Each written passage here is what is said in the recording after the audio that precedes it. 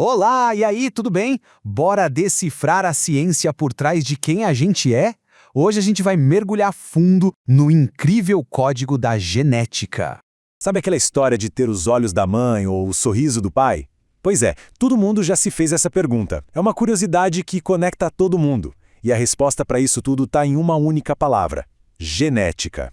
E para entender isso direitinho, a gente vai seguir um roteiro bem simples. Primeiro, o que é genética? Depois, como funciona esse código? A gente fala sobre o que é dominante e recessivo, a diferença entre o genótipo e fenótipo, e no final, a gente vai se usar de cobaia para ver tudo isso na prática. Certo. Então vamos começar pelo começo. O que é, afinal de contas, a genética? E olha, é bem mais do que aquela matéria da escola. É literalmente a ciência sobre cada um de nós.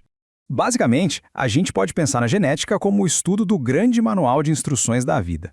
É ela que explica como as características, tipo a altura, a cor do cabelo, passam de uma geração para outra, sabe? De pais para filhos. Agora, vamos dar uma olhada nos componentes desse manual. Pensa assim, o DNA é como se fosse um livro de receitas gigantesco. E cada receitinha específica lá dentro, bom, isso é o que a gente chama de gene.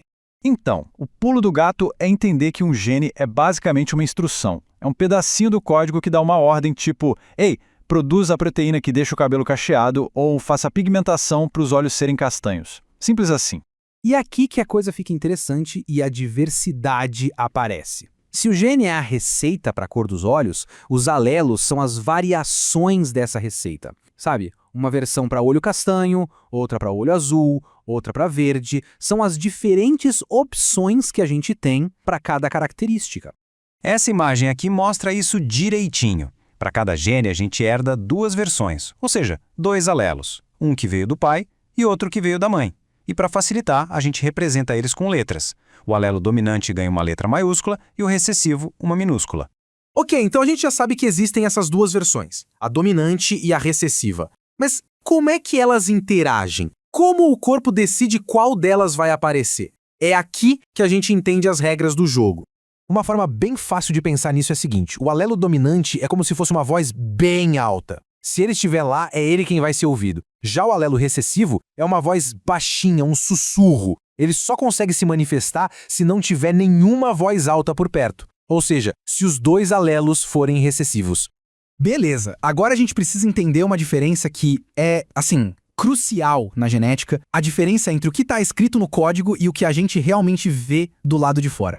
De um lado, a gente tem o genótipo. Esse é o código interno, a combinação de alelos que a pessoa carrega. Do outro lado, tem o fenótipo, que é o resultado visível, a característica que a gente consegue observar. Voltando para a nossa analogia, o genótipo é a receita escrita no papel. O fenótipo é o bolo prontinho, assado, que a gente come. E essas combinações de alelos, os genótipos, têm nomes.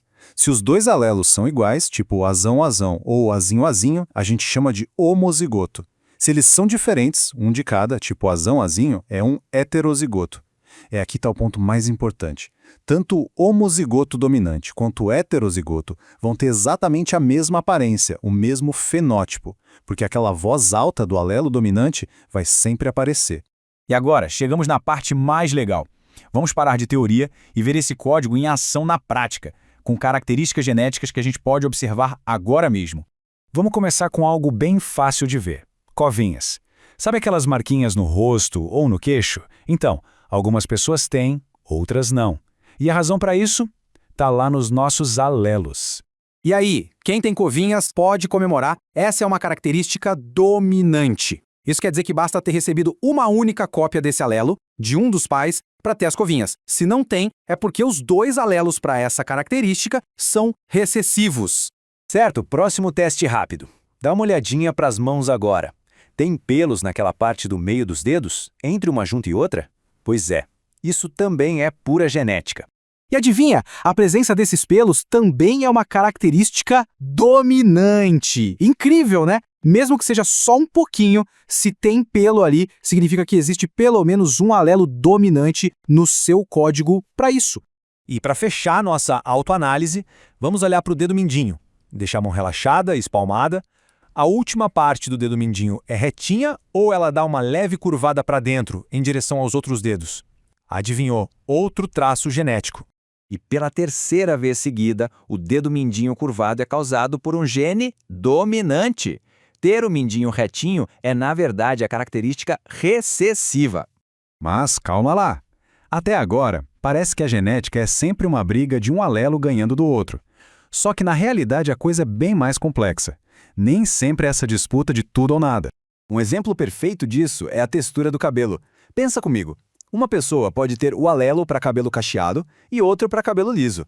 Só que, em vez de um dominar o outro, eles meio que se misturam. E o resultado? Um cabelo ondulado, que é um meio termo entre os dois. O nome disso é dominância incompleta.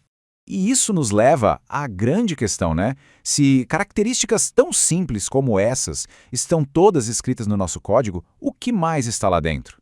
De coisas simples até as mais complexas sobre a nossa saúde, o nosso jeito de ser, tudo começa nesse código fascinante que a gente carrega em cada célula. Se você está gostando dessa aula, eu recomendo acompanhar ela lendo o slide sobre o conteúdo que estará no primeiro link da descrição.